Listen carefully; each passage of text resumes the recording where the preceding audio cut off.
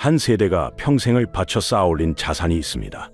바로 대한민국 586세대의 아파트입니다. 그런데 지금 이 자산이 노후를 지켜주는 방패가 아니라 발목을 잡는 족쇄가 되고 있습니다. 장부상 10억 원의 부자가 당장 현금 100만 원이 없는 현실. 왜 이런 일이 벌어졌을까요? 인구 구조의 역전, 거래 절벽, 그리고 양극화의 착시. 이 세 가지 배신의 구조를 함께 파헤쳐 보겠습니다.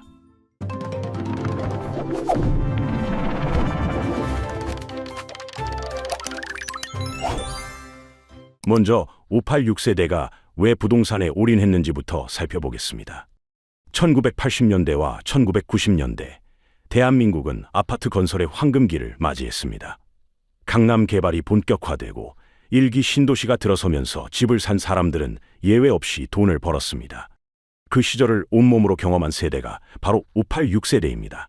586세대란 현재 50대이면서 80년대에 대학을 다녔고 60년대에 태어난 사람들을 말합니다. 이들에게 부동산은 단순한 자산이 아니었습니다. 인생을 건 투자였고 가족의 미래를 담보하는 유일한 보험이었습니다.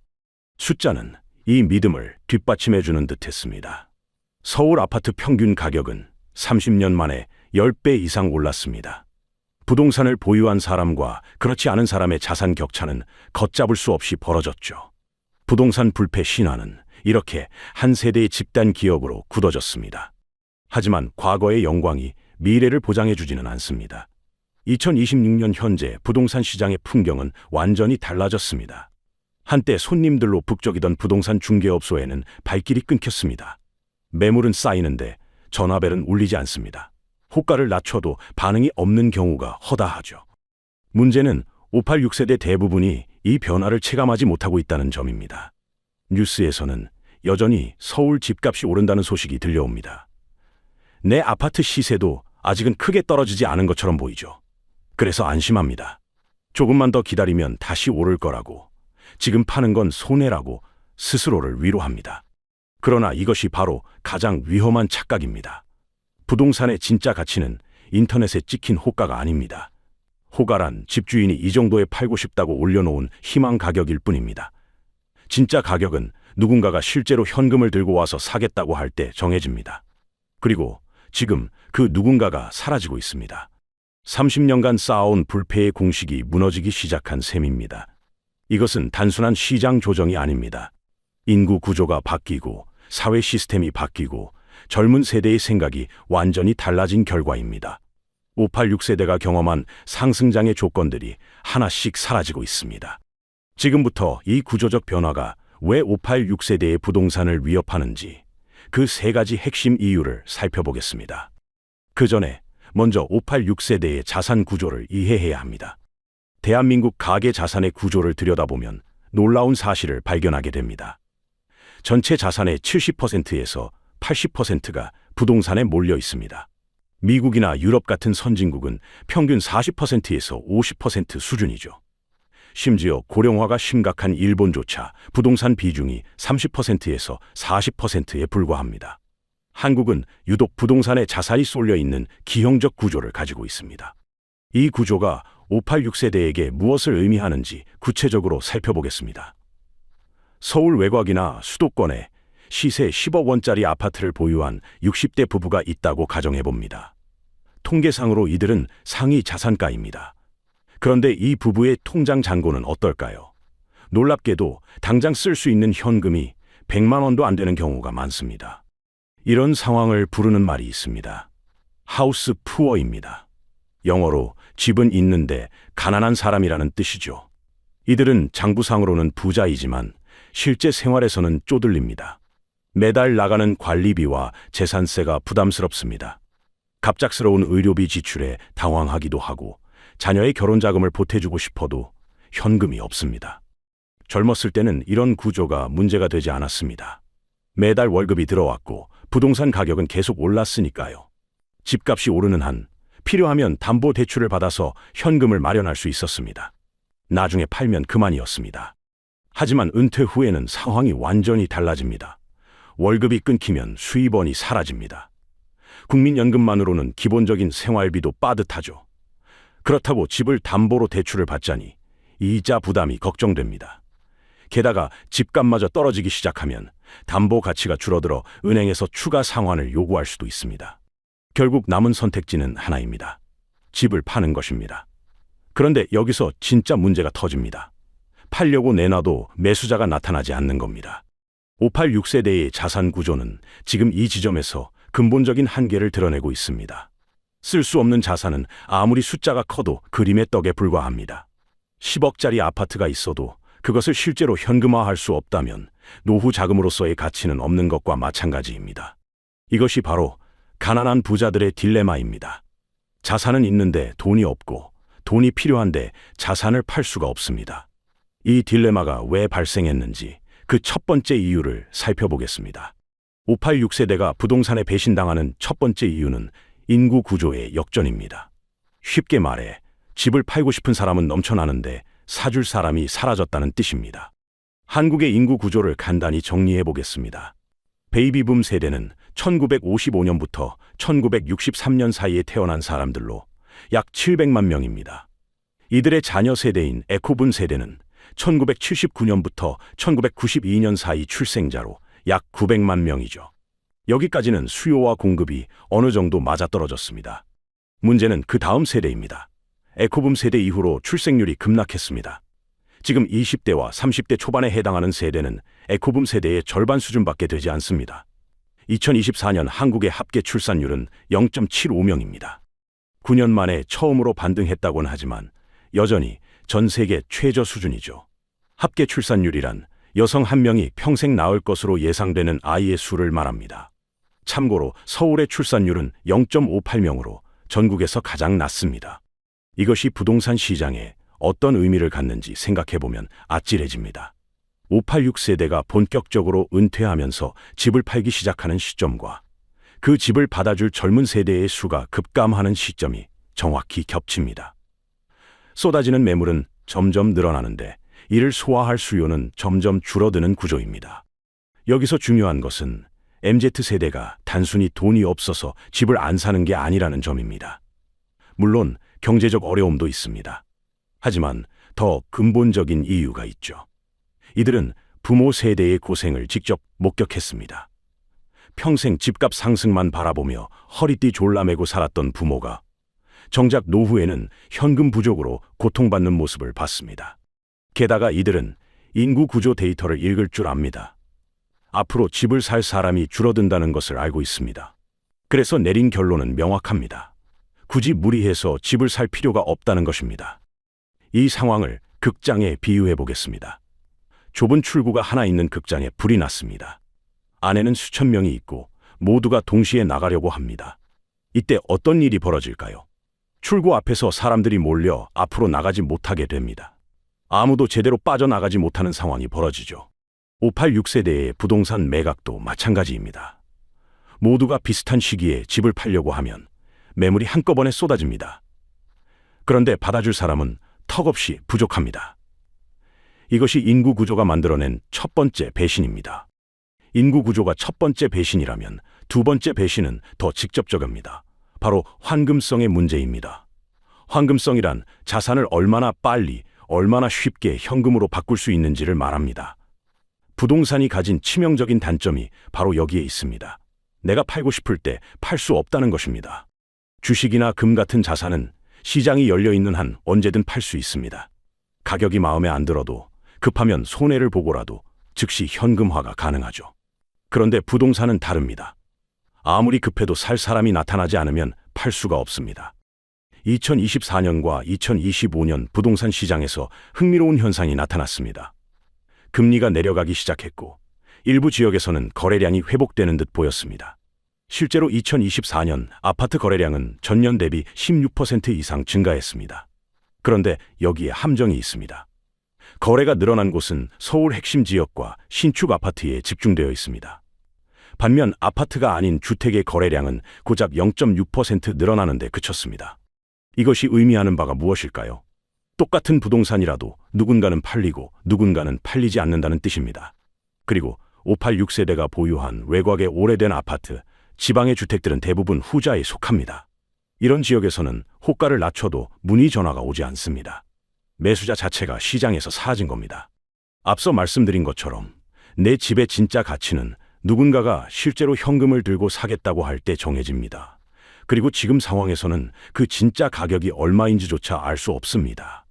거래 자체가 없으니까요. 이것은 하락장보다 더 무서운 상황입니다. 집값이 떨어지더라도 거래가 되면 그나마 현금화가 가능합니다. 그런데 거래 자체가 멈춰버리면 아무리 가격을 낮춰도 팔 수가 없습니다. 자산이 완전히 묶여버리는 셈이죠. 586세대에게 이 상황이 왜 치명적인지 생각해 보겠습니다. 이들은 지금 당장 현금이 필요합니다. 은퇴 후 생활비, 의료비, 자녀 지원 등 지출은 계속되는데 수입은 끊겼습니다. 유일한 해결책은 집을 팔아서 현금을 마련하는 것입니다. 그런데 그 집이 안 팔립니다. 팔리지 않는 10억 원짜리 아파트는 0원짜리나 다름없습니다. 사용할 수 없는 돈은 없는 돈과 같습니다. 이것이 환금성의 배신입니다. 가장 안전하다고 믿었던 자산이 정작 필요할 때 현금으로 바뀌지 않습니다. 이것이 두 번째 배신의 본질입니다. 세 번째 배신은 양극화의 착시입니다. 뉴스에서 서울 집값이 오른다는 소식을 들으면 안심이 되시나요? 하지만 그것은 착각일 수 있습니다. 2025년 부동산 시장의 가장 뚜렷한 특징은 초양극화입니다. 양극화란 잘 되는 곳과 안 되는 곳의 격차가 크게 벌어지는 현상을 말하죠. 오르는 곳은 미친 듯이 오르고 그 외 대부분의 지역은 하락하거나 거래가 끊깁니다. 그런데 언론에서 보도하는 서울 집값 상승은 대부분 상위 10% 지역 이야기입니다. 강남권과 마용성이라고 불리는 마포, 용산, 성동구 같은 핵심 지역 말입니다. 여기서 586세대가 보유한 부동산을 현실적으로 살펴볼 필요가 있습니다. 이들 중 강남의 아파트를 가진 사람은 소수입니다. 대다수는 서울 외곽이나 일기 신도시 혹은 지방광역시에 집을 가지고 있습니다. 그리고 이 지역들은 현재 시장에서 철저히 소외되고 있습니다. 일기 신도시를 예로 들어보겠습니다. 분당, 일산, 평촌, 산본, 중동입니다. 1990년대 초에 입주가 시작된 이 지역들은 이제 30년이 넘었습니다. 실제로 일기 신도시 전체 아파트의 86.5%가 입주 30년을 초과했습니다. 건물은 노후화되었고 재건축 선도지구로 선정된 단지들도 실제 착공까지는 상당한 시간이 필요합니다. 그리고 같은 일기 신도시라도 양극화가 벌어지고 있습니다. 분당과 평촌은 재건축 기대감으로 가격이 각각 2.6%, 2.7% 올랐지만 일산과 중동, 산보는 오히려 가격이 떨어지고 있습니다. 강남 접근성과 사업성에 따라 희비가 엇갈리는 겁니다. 지방은 상황이 더 심각합니다. 수도권 집중 현상이 가속화되면서 지방 중소도시의 인구는 급격히 줄어들고 있습니다. 빈집이 늘어나고 거래는 사실상 멈췄습니다. 이런 지역에서는 호가를 30% 낮춰도 매수자가 나타나지 않습니다. 평균의 함정이 여기서 드러납니다. 서울 전체 아파트 평균 가격이 올랐다는 뉴스를 보면 마치 내 집도 오른 것 같은 착각에 빠집니다. 그러나 평균은 상위권의 급등이 하위권의 하락을 가려버릴 수 있습니다. 강남의 아파트가 20% 오르면 나머지 지역이 10% 떨어져도 평균은 플러스로 나올 수 있죠. 586세대가 경계해야 할 것은 바로 이 착시입니다. 내 집이 오르는 쪽에 속한다고 생각하는 순간 탈출 타이밍을 놓칩니다. 스스로에게 냉정하게 물어봐야 합니다. 내 아파트는 정말 상위 10%에 들어가는가? 앞으로 젊은 세대가 이 지역으로 이사 오고 싶어 할 것인가? 만약 답이 불확실하다면 움직여야 할 때입니다. 이것이 세 번째 배신, 양극화의 착시가 주는 교훈입니다. 지금까지 이야기한 세 가지 배신이 실제로 어떤 결과를 낳는지 미래를 미리 보여주는 거울이 있습니다. 바로 일본의 다마뉴타운입니다. 다마뉴타운은 1970년대 도쿄 외곽에 건설된 대규모 신도시입니다. 당시에는 꿈의 주거지였습니다. 도쿄에서 일하는 젊은 부부들이 앞다투어 입주했죠. 아이들의 웃음소리로 가득 찬 활기찬 도시였습니다. 부동산 가격은 꾸준히 올랐고 이곳에 집을 산 사람들은 인생 최고의 투자를 했다고 자부했습니다. 50년이 지난 지금 다마뉴타운의 모습은 어떨까요? 한때 젊은 가족들로 북적이던 거리에는 이제 노인들만 남았습니다. 고령화율이 30%에 육박합니다.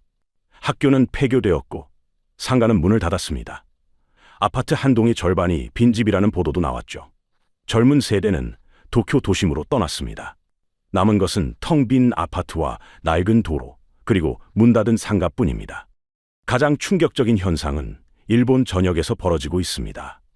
현재 일본의 빈집은 900만 호에 달합니다. 전체 주택의 14%가 비어있는 셈이죠. 더 놀라운 것은 영엔 부동산의 등장입니다. 공짜로라도 집을 넘기겠다는 사람들이 늘어나고 있습니다. 부모에게 물려받은 집인데 팔리지도 않고 세금과 관리비만 나가니 차라리 공짜로 주겠다는 겁니다. 상속 포기도 급증하고 있습니다. 일본의 연간 상속 포기 건수는 21만 건이 넘습니다. 10년 새 1.5배나 증가했죠. 부모가 돌아가셔도 자녀들이 집을 받지 않겠다고 합니다.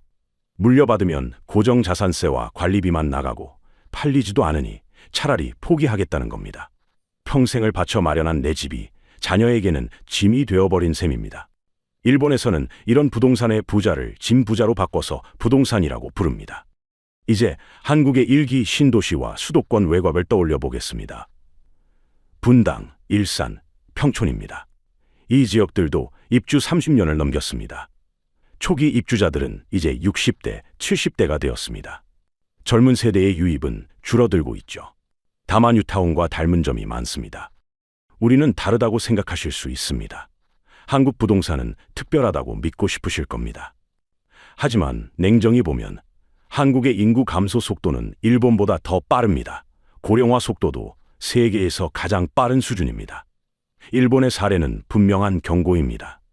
지금 행동하지 않으면 같은 길을 걷게 될 수 있습니다. 일본의 사례가 무섭게 느껴지실 수 있습니다. 하지만 아직 기회는 있습니다. 이제 무엇을 해야 하는지 구체적인 생존 전략을 이야기하겠습니다. 핵심은 발상의 전환입니다. 지금까지 586세대의 부동산 전략은 차익을 노리는 것이었습니다. 시세 차익이란 싸게 사서 비싸게 팔아남기는 이익을 말하죠. 집값이 오르면 자산이 불어납니다.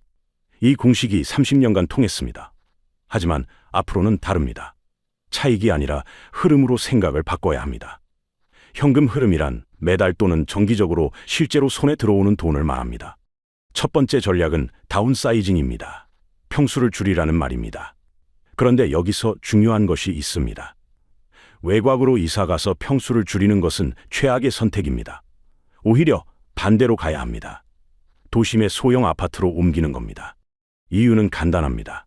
앞으로 가치가 유지되는 부동산은 지하철역에서 걸어서 갈 수 있는 역세권, 도심, 신축입니다. 실제로 신축 아파트와 오래된 아파트 사이의 가격 차이는 약 1.3배에 달하죠. 외곽의 넓은 구축 아파트를 팔고 서울 도심의 역세권 소형 아파트로 갈아타면 현금 차익과 미래 가치 보존 두 가지를 동시에 얻을 수 있습니다. 두 번째 전략은 주택연금 조기 신청입니다. 주택연금은 집을 담보로 맡기고 매달 연금을 받는 제도입니다. 계속 그 집에 살면서 돈을 받을 수 있죠. 많은 사람들이 마지막 수단이라고 생각해서 최대한 늦추려 합니다. 그런데 이것은 오산입니다.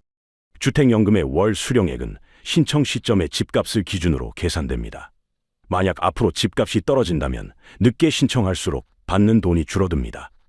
지금 10억 원인 집이 5년 후 8억 원이 되면 연금 수령액도 그만큼 줄어드는 셈이죠. 집값이 높을 때 신청해서 현재 가치를 고정시키는 것이 유리합니다.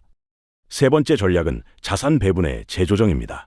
부동산 비중을 전체 자산의 40% 이하로 낮추고 나머지는 현금 흐름을 만들어내는 자산으로 옮기는 겁니다. 배당주는 기업이 이익의 일부를 주주에게 나눠주는 주식입니다. 리츠는 부동산에 투자하고 임대료 수익을 나눠주는 상품이죠.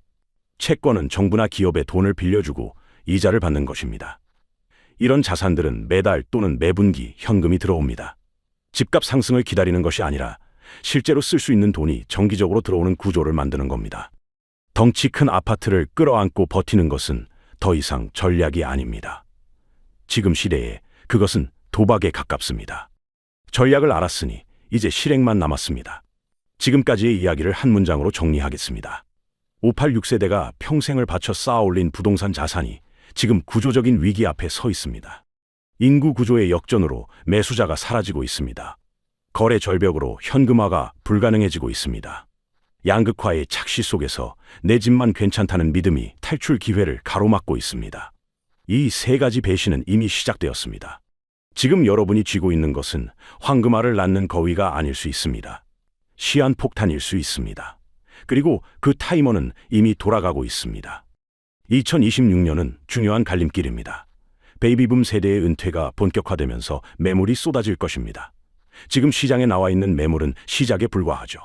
앞으로 더 많은 집이 나올 것이고 그때는 지금보다 가격이 낮아져도 팔기 어려울 수 있습니다. 그래서 지금이 기회입니다. 역설적으로 지금이 가장 비쌀 때일 수 있습니다. 오늘 당장 가족과 상의해 보시기를 권합니다.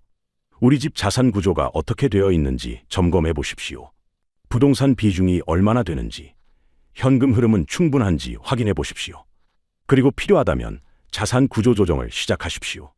자산 구조 조정이란 가지고 있는 재산의 종류와 비율을 바꾸는 것입니다.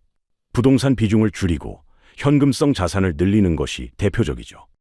불안해서 하는 말이 아닙니다. 불안을 직시하고 행동으로 옮기자는 말입니다. 후회는 행동하지 않았을 때 남습니다. 변화를 두려워하지 마십시오. 변화하지 않는 것이 더 위험합니다. 지금 바로 가족 회의를 열어보십시오. 부모님의 자산 현황을 함께 점검해 보십시오. 그것이 효도의 시작일 수 있습니다. 어려운 대화일 수 있지만 지금 나누지 않으면 나중에 더 어려운 상황을 마주하게 됩니다. 오늘이 가장 빠른 날입니다. 오늘 영상을 정리해 보겠습니다. 586세대의 부동산이 위기에 처한 이유는 3가지입니다. 받아줄 사람이 없는 인구 구조, 팔고 싶어도 팔 수 없는 거래 절벽, 그리고 내 집만 괜찮다는 양극화의 착시입니다. 이 위기에서 살아남으려면 발상을 바꿔야 합니다. 차익을 기다리는 것이 아니라 현금 흐름을 만들어야 합니다. 다운사이징, 주택연금, 자산 배분 조정이 핵심 전략이죠. 일본은 이미 빈집 900만 호 시대를 맞이했습니다. 우리에게 남은 시간은 생각보다 짧습니다. 그러나 아직 늦지 않았습니다. 지금 행동하면 됩니다. 그런데 여러분은 어떻게 생각하시나요? 부동산을 계속 보유해야 할까요? 아니면 지금이라도 정리해야 할까요? 댓글로 의견을 남겨주시면 다음 영상 주제에 반영하겠습니다. 다음 영상에서는 실제로 자산 구조 조정에 성공한 사례들을 분석합니다. 10억짜리 아파트를 팔고 어떻게 월 300만 원의 현금 흐름을 만들었는지, 어떤 실수를 피해야 하는지 구체적으로 다루겠습니다. 이런 정보를 가장 빠르게 받아보시려면 구독과 알림 설정이 필수입니다. 좋아요는 이 영상이 더 많은 분들께 도달하는데 큰 도움이 됩니다. 다음 영상에서 뵙겠습니다.